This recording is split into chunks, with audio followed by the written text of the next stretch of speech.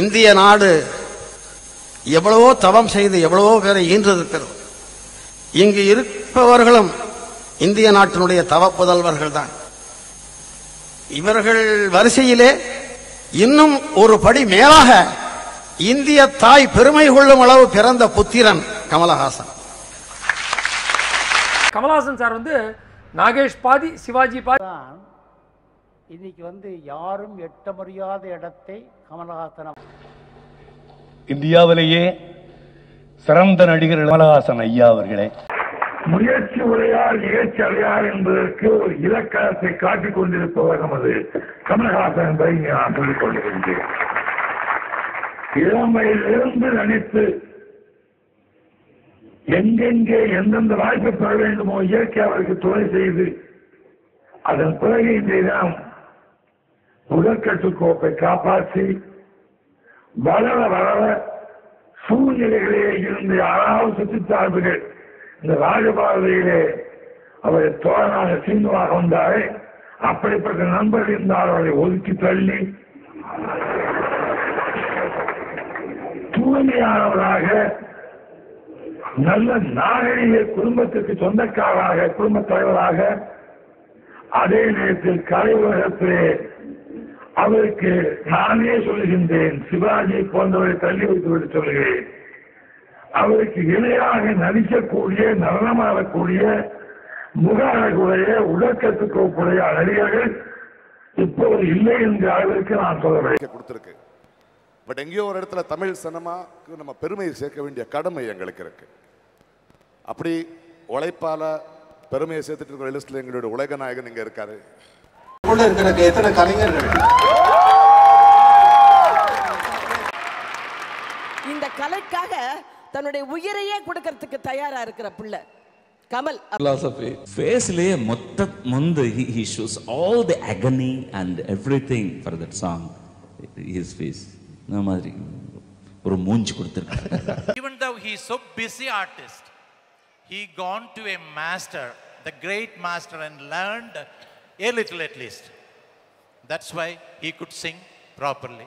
Tandana tanarana. That's हम एक बार shooting कर रहे थे सागर की, तो कमल, मैं, रमेश जी सब साथ में बैठे थे. तो असिस्टेंट आए और कहा कि जी शॉट रेडी है. तो रमेश जी ने कहा कि उसी असिस्टेंट से कि कमल जी से कहो शॉट रेडी है और चिंटू से कहो शॉट रेडी है. ஆனால் கமலஹாசனை பொறுத்தவரையில் அந்த ஆபத்து அவருக்கு எப்பொழுதும் வரப்போவதில்லை. காரணம் அந்த அகந்தை அவரிடமில்லை. இன்னமும் கற்றுக்கொள்ள வேண்டும் என்ற ஆசை அவருக்கு இருக்கிறது. நிறைய தெரிந்து கொள்ள வேண்டும் என்று அவா இருக்கிறது. பிறரை பார்த்து இவருக்கு என்ன தெரியும் என்று கேட்பதை விட நமக்கு அவரை விட ஏதாவது தெரிந்து கொள்ள வாய்ப்பு இருக்கிறதா என்று எண்ணுவதை விட அந்த அளவுக்காக நாம் தெரிந்து கொள்ளக்கூடாதா என்பதை போன்ற எண்ணம் இருக்கின்ற வகையில் நிச்சயமாக அவருக்கு எந்த குறையும் வரப்போவதில்லை. இந்த குணம் அவரை விட்டு போகாது. ஆகவே குறை என்பது அவருக்கு வரப்போவதில்லை என்பதை நான் திட்டவட்டமாக சொல்ல விரும்புகின்றேன். கமல்ஹாசன் வந்தாலே best hero, best villain, best comedian, best character actor எல்லாம் அவருக்கு தான் போகணும் நியாயமா. அந்த முறையில் பார்த்தா பெஸ்ட் காமெடியன்னு இது வரைக்கும் ஹீரோ வாங்கினதே இல்லை. இந்த நூற்றாண்டின் தமிழ் மண்ணுக்கு ஒரு பொக்கிஷமாக ஒரு கலைஞன் கிடைத்திருக்கிறார் என்றால் உலகநாயகன் என்று சொல்லலாம். ஆனால் அவன் உலகத்தையும் வெல்லக்கூடிய நாயகன். கடந்த 35 ஆண்டு காலமாக இல்லை 40 ஆண்டு காலமாகவே குழந்தையிலிருந்தே பார்க்குறேன். உண்மை கலையை சொல்லி நீ சொல்லிடக்கூடாது, அதுக்கு முன்னாடி நாங்கள்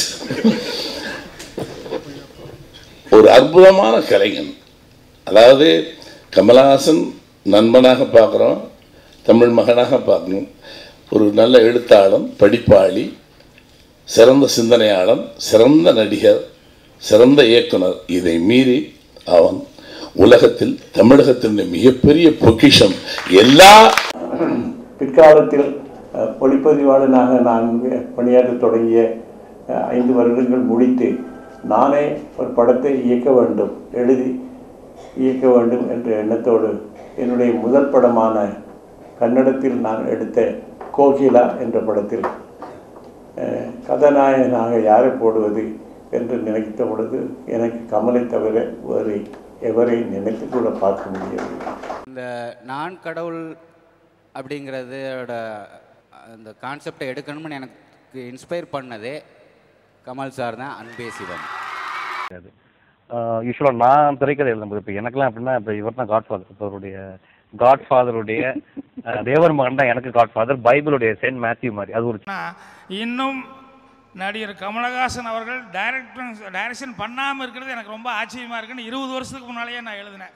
ஏன்னா அப்போவே இவரை பற்றி நான் ஸ்கூலில் படிக்கிற காலத்துலேருந்து அப்போ இருந்தே அவர் நடிச்சிருக்காரு. அப்போ இருந்தே நான் இண்டஸ்ட்ரிக்கு வரும்போதுலேருந்தே நான் கவனிச்சுட்டு இருக்கிறதுனால அப்போவே பாக்கியால் எழுதுனேன். ஏன்னா அப்போ இருந்தே நான் வந்து அவர் எந்த அளவு கமல் அன்னைக்கும் சரி இன்னைக்கும் சரி அந்த அந்த வரி இருக்கு, அந்த நெருப்பு காட்டு தீயாக நெஞ்சு உள்ள எரிஞ்சுக்கிட்டு இருக்கிற அந்த நெருப்பு, சினிமா மேலே உள்ள அந்த மோகம், அந்த காதல், அந்த பேஷன், அது அப்படியே தான். அவர்களுடைய அரங்கேற்றம் இதே மேடையில் தான் நடந்தது என்பதை உங்களோடு இந்த மேடையில் அப்பேற்பட்ட ஒரு மகா கலைஞருடைய அரங்கேற்றம் நடந்த இந்த மேடையில் உங்கள் நாட்டியம் நடக்க இருக்கிறது என்பதும் அந்த கலைஞன் பக்கத்தில் உட்கார்ந்து அதை பார்க்கும் வாய்ப்பு எனக்கு கிடைத்தது என்பதும் மறக்க முடியாத ஒரு சந்தர்ப்பமாக நான் நினைக்கிறேன். இந்த சந்தர்ப்பம் இந்த மாதிரியான ஒரு இந்த கண்ணு மாற்றி பண்ணுறதுங்கிறது கமல் சார் பண்ண முடியும். நமது மண்ணின் பொக்கிஷம், தமிழ்நாட்டின் இதை வந்து பாரதி ராஜா லாஸ்ட் மேடையில் வந்து விஸ்வரூபம் கேசட் ரிலீஸ் ஃபங்க்ஷனில் வந்து சொன்னார். ஆனால் 20 வருடங்களுக்கு முன்னால் நான் ஒரு மேடையில் அதை நான் சொல்லியிருக்கிறேன். ஒரு நாடு கர்வப்படுவதற்கு என்ன காரணங்கள் இருக்க முடியும்? எதை சொல்லி இந்த நாடு கர்வப்படும்? எங்கள் ஊர். இவர் பாரதியாரை சொல்லுகிறார்கள், வள்ளுவரை சொல்லுகிறார்கள், கம்பனை சொல்லுகிறார்கள், இளங்கோவை சொல்லுகிறார்கள். அவ்வளவு சொல்லி நமது தமிழ்நாட்டை பற்றி பெருமையாக பேசுகிறோம், இந்தியாவை பற்றி பெருமையாக பேசுகிறோம். 63 நாயன்மார்கள், 12 ஆழ்வார்கள், இன்னும் எத்தனையோ ஞானிகள், சித்த புருஷர்கள், எவ்வளவோ பேர் தோன்றி இருக்கிறார்கள். இந்த நாடு இந்திய நாடு என்று பெருமைப்பட்டுக் கொள்கிறோம். ஆனால் ஒரு கர்வ காரணம், உண்மையான ஒரு கலைஞனாகத்தான் இருக்க முடியும் ஒரு நாட்டுக்கு கலைஞர். அந்த கலைஞர் இவர் மாபெரும் கலைஞர். செங்கடிக்கு திட்டும் கலை செல்வங்கள் யாவும் கொணர்ந்து சேர்ப்பீர் என்று பாரதியார் தவறாக பாடிவிட்டு சென்று விட்டார். கலை செல்வங்கள் எங்கெங்கு இருக்கிறதோ அதையெல்லாம் இங்கே கொண்டு வந்து சேருங்கள் என்று சொன்னான். ஆனால் இங்கே என்ன நடந்து கொண்டிருக்கிறது என்றால், நான் சொல்லுகிற மாதிரி கலை செல்வங்கள் எங்கெங்கு சேர்க்க முடியுமோ அங்கெல்லாம் கொண்டு சேருங்கள் என்பதற்கு உதாரணமாக இவர் நமது கலை செல்வங்களை உலகம் முழுக்கும் எடுத்து சென்றிருக்கிறார் என்பதை அறிந்து மிகவும் சந்தோஷப்படுகிறேன். அதை நீங்கள் உணர்ந்திருக்கிறீர்கள். 200 ஆண்டுகள் ஆனாலும் அவன் வாழ்வான், அவனை அசைக்க முடியாது. அவனால்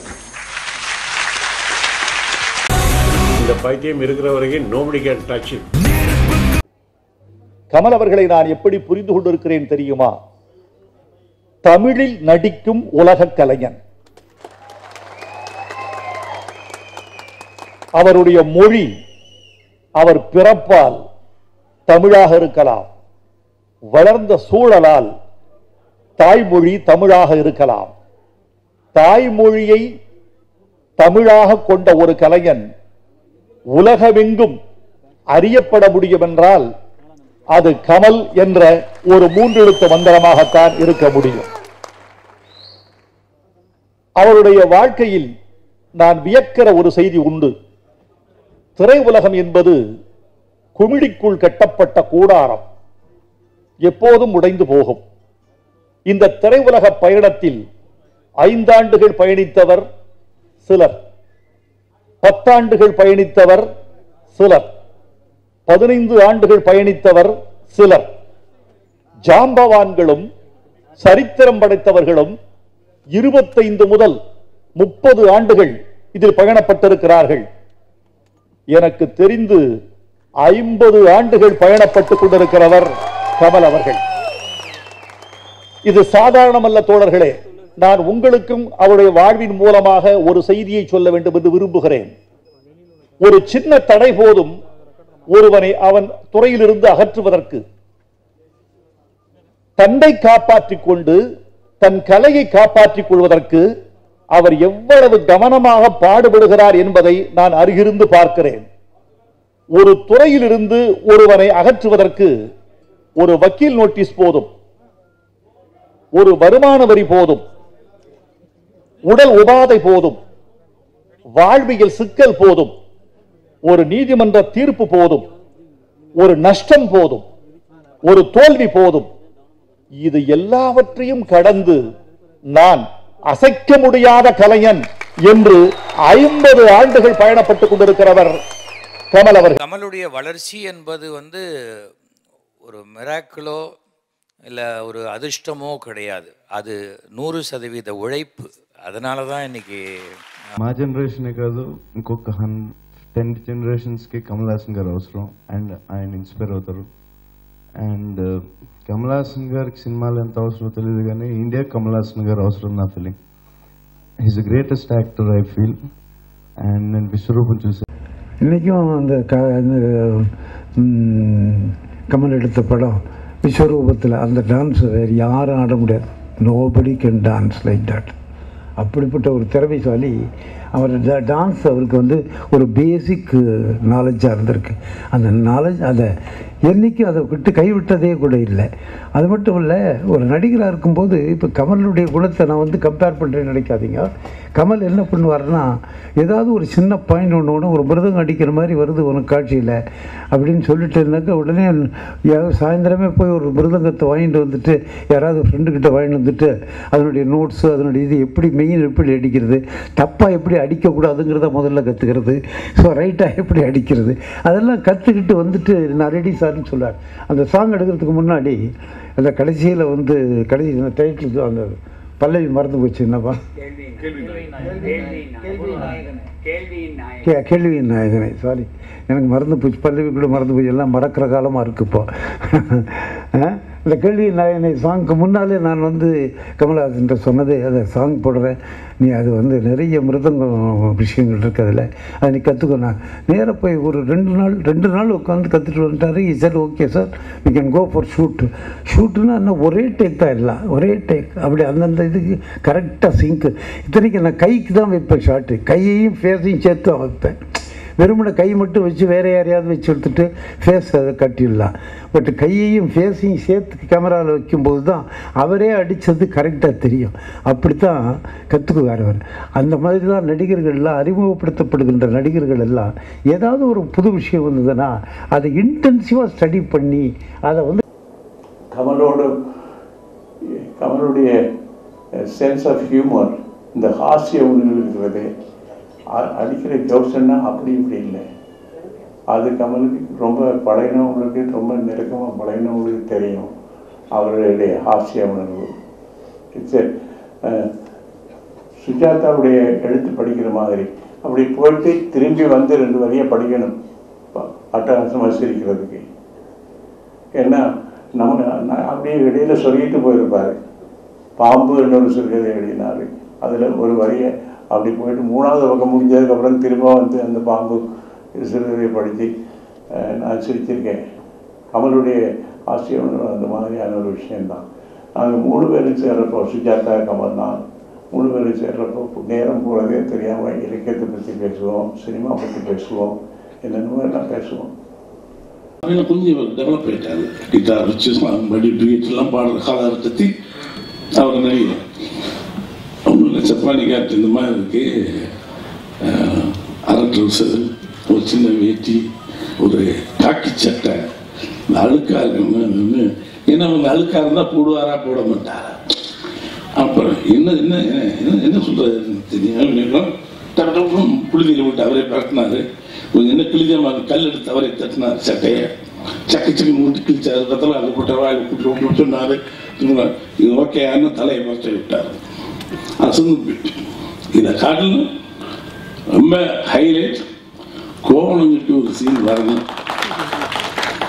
இந்த மாதிரி தயக்கமாக இருக்கு. கோவணத்தை கட்டிட்டு இந்த மாதிரி ஒரு இது இருக்கு. என்ன தயங்குறதே கிடையாது. எதுக்கு உலகத்தில் இவன் மாதிரி ஒரு துணிச்சலான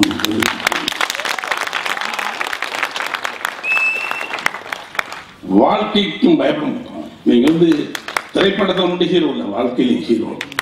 ஏன்னா உனக்காக வேண்டி எனக்காக வேண்டியெல்லாம் வாழ்றேன், எனக்காக வாழ்றேன். என்ன நீ மதிக்கல. என் வீட்டு சமையல், என் வீட்டு வரவேற்பறையில் நீ வரலாம், என் வீட்டு பாத்ரூம் எட்டி பார்க்கணும் உதப்பேணும். கலை நீ கலை கமலஹாசன் அவரை பத்தி நான் என்ன சொல்றது உங்களுக்கு, எல்லாம் முறையா அறிஞ்சவர். நான் கேட்டேன், என்னையா கவிஞர் மாதிரி ட்ரெஸ் பண்ணிட்டு வந்திருக்கேன், எல்லாம் ஒரு வேஷம்னார். அதெல்லாம் வேஷம் அல்ல, செழுமையான முழுமையான கவிஞன். கலைஞர் சொன்ன மாதிரி கலைஞானி மட்டுமல்ல, கவிஞானியும் கூட. மையம்னு ஒரு பத்திரிகை நடத்தினார். இதெல்லாம் விடுங்க, அவர் டிகே சகோதரர்கள் இருந்து வந்தவர். அந்த குழுவிலெல்லாம் தமிழை சுத்தமாக பேசாதவங்களுக்கு அங்கே இடமே கிடையாது. அதே மாதிரி எப்படி இருந்தாலும் ஒரு கவிஞனா இல்லாமல் இருக்க முடியும்? ஒரு அழகுணர்ச்சி, யாருக்கு ஈஸ்தட்டிக் சென்ஸ் இருக்கோ அவனால் தான் ஒரு கலைஞனாகவோ ஒரு கவிஞனாகவோ ஒரு ஓவிய உணர்வு உள்ளவனாகவோ இருக்க முடியும். சாரா அவர் ஏற்கனவே செல்லுலாய்ட்ல கவிதை எழுதிக்கிட்டு இருக்காரு, இப்ப பேப்பர்ல எழுதுறாரு. அதான் வித்தியாசம். மிகப்பெரிய கவிஞனாக வரக்கூடிய சகல சாத்திய கூறுகளும் கமல்ஹாசன் கவிதையிலே. தமிழ்நாட்டுக்கு வெளியே உச்சரிக்கப்படுகிற ஒரு கலை பெயர்களில் முக்கியமான பெயர் கமல். இந்த உயரத்தை அடைவதற்கு அவர் பட்ட பாடுகளை நீங்கள் கணக்கில் எடுத்துக் கொள்ள வேண்டும் தோழர்களே. யாரும் அதிர்ஷ்டத்தை நம்பி நிற்க முடியாது, துணைவர்களை நம்பி நிற்க முடியாது. நான் எழுதுகிறேன், கை ரேகைகளை நம்பாதே, கை ரேகை தேய தேய உழைப்பதை நம்பு என்று எழுதினேன். அப்படி நம்புகிறவர் ஒரு செய்தி சொல்ல வேண்டும், அவருடைய அறிவு கூர்மைக்கு ஒரு செய்தி சொல்ல வேண்டும். ஒரு மேடையில் நானும் இருக்கிறேன், இயக்குனர் சிகரம் பாலச்சந்தர் அவர்கள், எங்களால் மறக்க முடியாத ஒரு பெருமகன், அவரும் இருக்கிறார். கமலை பாராட்டுகிறார். பாராட்டுகிற போது சொன்னார், அவருடைய அறிவு கூர்மைக்கு எடுத்துக்காட்டு சொல்ல வேண்டும் உங்களுக்கு, அதற்கு சொல்லுகிறேன். பாலச்சந்தர் அவர்கள் சொன்னார், கமல் நான் வளர்த்த பையன்தான், ஆனால் என்னை விட உயரமாகிவிட்டார் என்று சொன்னார். இப்போது அவரை தொடுவதற்கே எனக்கு ஒரு தூரம் வந்து விட்டது, என்னை விட உயரமாக இருக்கிறார் என்று சொன்னார். அவை அடக்கமாக கமல் மேடைக்கு வந்தார். பாலச்சந்தர் அவர்களின் குருநாதர், அவரால் வளர்க்கப்பட்டவன் நான், சிறுவன், என்னை விட அவர் உயரமாகி விட்டதாக சொல்லுகிறார். குழந்தைகளை தகப்பன் தூக்கி கொஞ்சுகிற போது குழந்தை உயரமாகத்தானே இருக்கும்.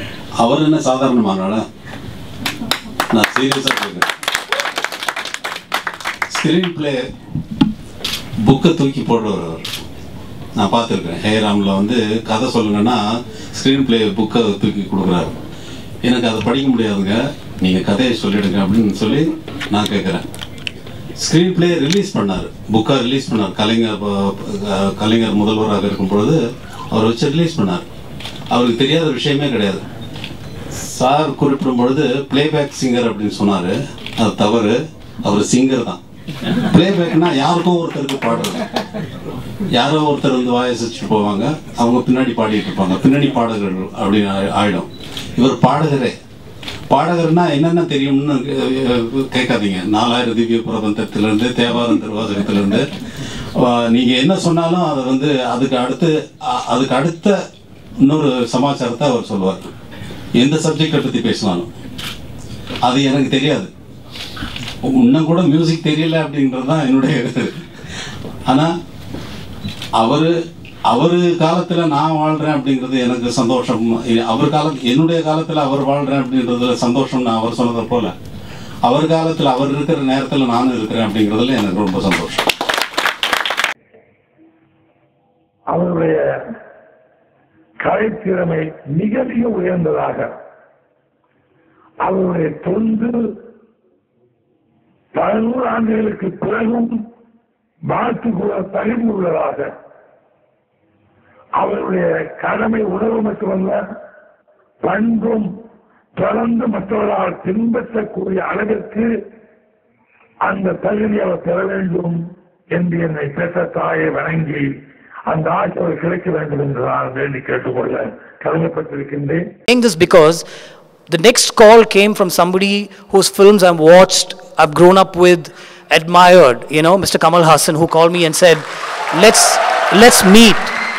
And that was unbelievable because for me, growing up was about watching Kamal sir films, Nayagan, Satya.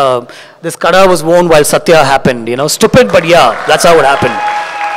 We used to wear our trousers up here at that point, just because Kamal sir wore his trousers like that, So we've all been through the whole, குருமாண்டியில் நேற்று அது ஒரு பாட்டு கேட்டேன், மாடலில் கமலஹாசன் பாடின பாட்டு.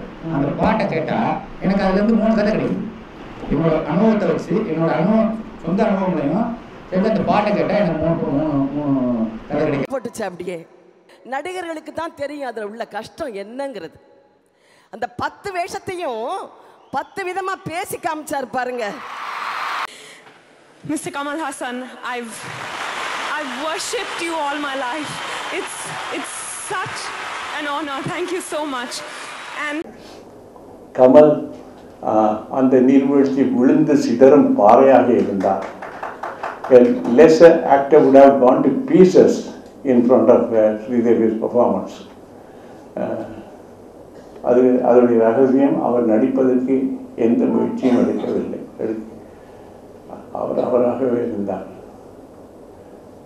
அதனால் அவருக்கு எல்லோரும் எதிர்பார்த்தார்கள் ஸ்ரீதேவிக்கு தான் அந்த வருஷம் தேசிய விருது கிடைக்கும் என்று. ஆனால் அது கமலுக்கு கிடைத்தது எனக்கு எந்த ஆச்சரியத்தையும் ஏற்படுத்தவில்லை. ஏனென்றால் வேறு எந்த நடிகனும் சிதறி போயிருப்பான் ஸ்ரீதேவி என்ற அந்த கதாபாத்திரத்துக்கு முன்னால். எல்லாத்திலையும் வேறுபட்டு வேறான ஒன்றாக இங்கே உங்கள் முன்னால் அமர்ந்திருக்கும் அருமை சகோதரர் தான் எனக்கு. எல்லோரும் நண்பர்கள் கலை உலகத்தில், ஆனால் கமல் அவர்கள் எனக்கு சகோதரர். ஏன்? ஆமா, சகோதரர் தான். அவர் கடவுளை நம்பாம இருக்கலாம், ஆனா கடவுள் அவர் மேல் நம்பிக்கை வச்சிருக்காரு.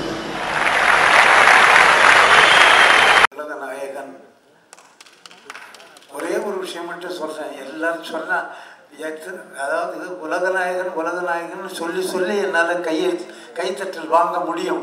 பட் ஆனால் ஒரே ஒரு விஷயம் மட்டும் சொல்றேன். அதாவது கமலஹாசனுக்கும் எனக்கும் உள்ள உறவு இந்த திரையுலகத்தில் அவரால் நான் வளர்ந்தனா, என்னால் அவர் வளர்ந்தாரா என்ற கேள்வி. நான் முதல் என்னால் அவள் வளர்ந்தார். அடுத்த 20 ஆண்டுகள் அவரால் நான் வளர்ந்தேன்.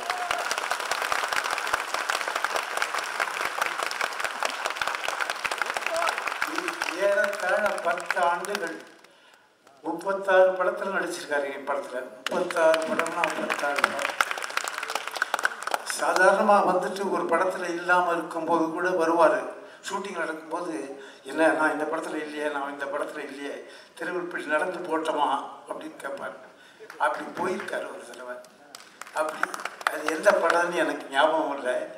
ஒரு கேமரா வச்சுட்டு வேறு ஏதோ ஆர்டிஸ்ட்டை வச்சு ஷூட் பண்ணிகிட்டு இருக்கும்போது நான் அப்படி பின்னால் போகிறேனே அப்படின்னு சொல்கிறேன். சரி, திரும்பி தோள் மேலே ஒரு நண்பரை தோளில் கை போட்டுக்கிட்டு அப்படி நடந்து ஒரு ஷாட் இருக்குது. அவ்வளவு ஒரு ஆர்வத்தோடு என்னுடைய படங்கள் மீது அவர் ஒர்க் பண்ணியிருக்கிறாரு. அவர் அற்புதமான ஒரு கலைஞன். அவரெல்லாம் அவர் கலைஞராக இருக்கிறது தமிழ்நாடு மட்டுமல்ல, உலகத்திற்கே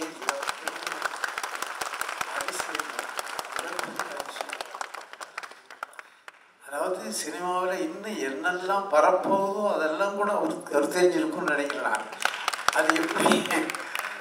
அது அவர் படம் நடக்கும்போதே அவர் சில டெக்னிக்கெல்லாம் எங்களுக்கு சொல்லுவார். இத்தனைக்கு நான் தான் அறிமுகப்படுத்துகிறேங்கிறது உங்களுக்கு எல்லாருக்கும் தெரியும். சில டெக்னிக்கெல்லாம் சொல்லும்போது இன்னும் அதனால எங்கேருந்து படிக்கிறான் இதெல்லாம் அப்படின்னு. I just feel so proud that Kamal is a Tamilian, Kamal is a friend of mine, and Kamal loves cinema the way. కమల్ని మీరు అంటే ఇన్స్ట్రుమెంట్స్ తోటి మ్యూజిక్ ఇన్స్ట్రుమెంట్స్ తో పోల్చాలనుకుంటే అతన్ని ఏదన్నా పలికే ఇన్స్ట్రుమెంట్తో పోల్చాలంటే నేను I call him as a synthesiser and computerised synthesiser because అందులో అన్ని ఇన్స్ట్రుమెంట్లు శాంపుల్ చేయొచ్చు anything can come out of anything everything is cinema technician வர்ற அவங்களோட கனவுல வர்ற ஒரு ஆண் கமல் சார் தான். அதாவது உண்மையிலே ப்ராமிஸாக சொல்கிறேன், கமல் சார்கிட்ட பேசுகிற மாதிரி ஒரு 5 தடவை நான் கனவு கண்டிருக்கேன். அதில் 3 தடவை வந்து சார் உங்ககிட்ட பேசுகிற மாதிரி நான் கனவுலாம் கண்டிருக்கேன் சார். நான் அந்த கனவுலே வேறு நான் திரைக்கதை, பர்ஃபார்மன்ஸு, மேக்கப்பு, பர்டிகுலராக ஃபைட்டு கொஞ்சம் எல்லாரையும் ஓட விட்டு துரத்தி எல்லாரையும் தாண்டி ஓடுறது இருக்குல்ல, அது சாரால மட்டும்தான். டெக்னிக்கலான விஷயத்தையும் மேக்கப்பையும் பர்ஃபெக்டாக பிளெண்ட் பண்ணி ஒரு ஆக்டிங்கோடு கொடுக்கக்கூடிய நம்பர் 1 ஆர்டிஸ்ட்னா அது கமல்ஹாசன் தான், வேறு யாரும் கிடையாது. கமல்ஹாசன் வந்து as you said correctly you said, அவருக்கு வந்து எடிட்டிங் தெரியும், மியூசிக் தெரியும், சினிமாவில் பல ஆசனங்கள் இருக்குது. லைக் யோகாசனம்லாம் இருக்க மாதிரி பல ஆசனங்கள் இருக்குது. தட் இஸ் இந்த வசன வாசனா, என்ன எடிட்டிங் ஆசனா, அப்புறம் வந்து கேமரா ஆசனா, அப்புறம் வந்து லிரிக் ஆசனா, கதையாசனா, திரைக்கதை ஆசனா, இத்தனை ஆசனாவும் போடக்கூடிய கமலஹாசனா அவர் ஒரு பெரிய ராஜயோகி. ராஜயோகியில் மர்மயோகி அவர் எடுத்த படம் என்ன. ஸோ அவர் வந்து பட் எனக்கு அவர்கிட்ட ரொம்ப பிடிச்சதுன்னா அவருடைய சென்ஸ் ஆஃப் ஹியூமர். அவர் ரொம்ப நல்லா, தட் இஸ் ஒரு உதாரணத்துக்கு ஒன்று சொல்லணும்னா, மைக்கேல் மதன் காமராஜரில் நான் ஒரு டைலாக் எழுதியிருந்தேன். அதாவது he will talk to Khushbu she will be in different அப்பார்ட்மெண்ட்டில். அப்போ ராஜு கேரக்டர் பண்ணி இருப்பேன். இது மாதிரி நம்ம ஈவினிங் இந்த பார்க்கில் மீட் பண்ணலாம். நம்ம நான் வந்து ஒயிட் அண்ட் ஒயிட் ட்ரெஸ் போட்டு வரேன், நீ என்ன ட்ரெஸ் போட்டு வருவேன்? அவங்க சிரிப்பாங்க, நீ பர்த்டே ட்ரெஸ்ல வா அப்படிம்பாரு. சொன்னேன், ஏய் ரொம்ப நாட்டி அப்படிம்பாரு குஷ்பு அங்கேருந்து. உடனே ஒரு சொல்ல, அப்போ நீ என்ன கம்மி நாட்டி அப்படின்னு. That's a brilliant. கம்மி நாட்டிங்கிறது, கம்மி நாட்டி இஸ் அ வேர்டு, கம்மிங்கிறது இஸ் கம்மி குறைச்சல். அந்த ரொம்ப கம்மி அந்த வேர்ட் பிளே வந்து நாங்கள் எங்களுக்குள்ளே பேசுறது உவேசா தமிழ் தாத்தா சாமிநாதையர் உவேசான்னு சொல்லுவோம். மோகன் ரொம்ப உவேசாவாக இருக்குப்பா, ரொம்ப கீவாஜாவாக இருக்குப்பா அப்படிம்பேன். அதே அவர் வந்து அவ்வை சண்முகில் வந்து யூஸ் படுத்தினார். இந்த ஃபோன் பேசுறச்சு நாங்கள்லாம் உவேசா கீவாஜாவா வம்சாவளியை சேர்ந்தவா அப்படின்னு அவர் சொல்லுவார். ஸோ அந்த மாதிரி அவருக்கு நல்ல லிட்ரரி இன்ட்ரெஸ்ட் உண்டு. அவர் வந்து எப்படின்னா பணக்காரன் ஏழை அதெல்லாம் பார்க்க மாட்டார். அவருக்கு பிடிச்சது ஒன்றே ஒன்று தான், அறிவு. அவரை பொறுத்தவரைக்கும் கடவுள் வந்து அறிவு தான் அவருடைய கடவுள். I would say that he is an ஆஸ்திகர். எப்படின்னா அவருக்கு பிடிச்ச ஆஸ்தி என்னன்னா, ஆஸ்தி வந்து அறிவுன்ற ஆஸ்தி இருக்கிற ஆஸ்திகர் அவர். அவர் அறிவை நம்புறவர் அவர். ஸோ ஒரு சாதாரண ரோட்டில் போகிறவன் வந்து ஒரு கெட்டிக்காரனாக இருந்தால் கூட அவன் பை ஃபோர்ஸ் ஆஃப் சர்க்கம்ஸ்டன்சஸ் பாப்புலராக இல்லாட்டி கூட அவனை கூட்டு வச்சு, நீங்கள் ரொம்ப ஸ்ட்ரேஞ்சாக இருக்கு, நீங்கள் ஆஃபீஸ்க்கு போய் பார்த்தீங்கன்னா எதுக்காக கமல் சார் யாரோ ஒரு கோயானோட உட்காந்து பேசியிருக்காரு அப்படின்னு நமக்கு ஆச்சரியமாக இருக்கும். Probably that person maybe very great போயிட்டாக இருக்கலாம். பட் அந்த மாதிரி அவருக்கு வந்து அந்த லேர்னிங் ஆசை இருக்கிறதால அந்த பர்சீவரன்ஸ், டெனாசிட்டி லைஃப்பில் ரொம்ப ஜாஸ்தி. சம்டைம்ஸ் எனக்கே தோணும், ரொம்ப கஷ்டத்தை இழுத்து போட்டுக்கிறாரோ, எதுக்காக அவ்வளோ திண்டாடுற, சந்தோஷமாக இருக்கலாமே. The name Kamal itself will sell போருமே அப்படிங்கிற. பட் அவர் சொல்ல மோகன் நோ பெயின் நோ கெயின், அவருக்கு பிடிச்ச ஒரு வார்த்தை. ஒரு மனுஷர் இருக்கார் இல்லையா, ஒரு மனிதர், அவர் தான் எனக்கு ரொம்ப முக்கியம். அவர் தான் ரொம்ப சுவாரஸ்யமான ஒரு ஆளாக இருக்கார். எப்போவுமே சந்தோஷமாக இருக்கார். ரொம்ப ஆச்சரியமாக பொறாமையாகவும் இருக்குது. அவர் எல்லா துறையிலையும் எல்லாமே தெரிஞ்சுக்கணும்னு நினைக்கிற அந்த முனைப்பு, அதில் கொஞ்சம் கூட போலித்தனமே இல்லை. ரொம்ப அவர்கிட்ட ஒவ்வொரு நாளும் அவரை பார்த்து ஆச்சரியப்பட்டுக்கிட்டே தான் இருக்க வேண்டியது இருக்குது. எந்த ஏரியாலையும் பற்றியும் எந்த ஒரு துறையை எடுத்துக்கிட்டாலும் நிச்சயமாக அதில் அடிப்படை அறிவு அவருக்கு இருக்குது. ஆனால் மேலும் மேலும் அதில் தான் தெரிஞ்சுக்கணுன்னு அந்தந்த துறையை சேர்ந்த விற்பனர்கள்கிட்ட அவரே தேடி போயெல்லாம் பேசுகிறாரு. இது வந்து ரொம்ப ஆச்சரியமானது. அதனால் எனக்கு வந்து ஒரு உதவி இயக்குனராக நான் பார்த்தது, இப்போ வசன பயிற்சியாளராக பார்க்குறது, அது எல்லாத்தையும் விட கமலஹாசன்கிற ஒரு தனி மனிதர் இருக்கார் இல்லையா, அவர் தான் எனக்கு ரொம்ப ஆச்சரியமாக, அவர் கூட பழகிறதுக்கு தான் எனக்கு ரொம்ப மகிழ்ச்சியாக இருக்குது. ஒரு நாள் கமலை பார்க்க வேண்டும் போல இருந்தது, போயிருந்தேன். எனக்கு என்ன தோன்றியதோ தெரியவில்லை. கமலை பார்த்ததும் எனக்கு ஒவ்வொன்று அளவண்டு போட்டிருந்தது. அழுதேன். அடுத்த நாள் தான் நான் அழுததன் காரணத்தை அவர்கள் சொல்ல முடிந்தது. எனக்கு உடல்நலம் இல்லாது நான் ஆஸ்பத்திரியில் கிடந்த பொழுது மீண்டும் அந்த கலைஞனை பார்ப்பேனோ என்ற ஒரு ஐயப்பாடு என்னுள் எழுந்தது. பார்த்த பொழுது அது கண்ணீராக வடிந்தது. அந்த காரணத்தை கேட்ட பொழுது அந்த கலைஞன் என்னை கட்டிப்பிடித்து கொண்டான்.